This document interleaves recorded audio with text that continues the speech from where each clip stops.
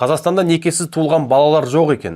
Каспрес парақшасының жазуынша бұл көрсеткіш Исландияда 69-да 4%, Францияда 62-де 2%, ал Түркияда 2-де 8% құрайды. Ал Евростаттың келтірген дерегінде Қазақстан бұл тізімге енбеген. Расымен солай ма? Бірге тексеріп көрейік.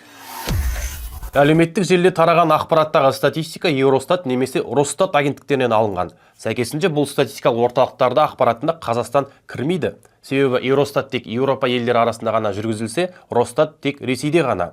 Ал Қазақстанға келетін болса, 2023 жылы некесіз туған сәбилердің үлесі 6% болған, яғни 41.356 бала.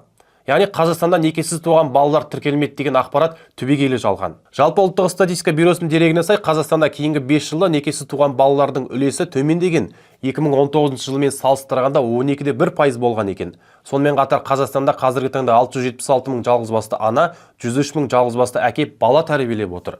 Елде 2009 жылдан бері жалғызбасты отбасылардың үлесі 50%-ке артқан. Сарапшылардың пікірінше жалғызбасты отбасылар әлеуметтік қысым мен стигмаға жиі ұшырайды дейді. Евростат дерегіне сәйкес, Еуропа бойынша 2022 жылы некесіз туған сәбилер үлесі 42-де 2%-ға жеткен. Жалпы кейінгі 10 жылдықта бұл көрсеткіш өсіп келеді дейді сарапшылар. Ал бұл көрсеткіш ең жоғары мемлекеттер арасында Норвегия мен Франция көш бастап тұр. Ал Ресейде 2022 жылы бұл көрсеткіш 22-де 8%-ға жеткен. Ең аз елдер арасында Жапония, Оңтүстік Корея және Түркия тұр. Бұл елдерде көрсеткіш 2 мен 3% аралығында екен.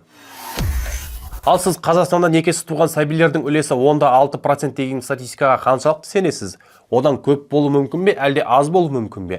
Ойыңызды комментарийға жаза кетіңіз, видеомен бөлісіп каналға тіркеліңіз. Шындыққа сіздің де таласыңыз бар.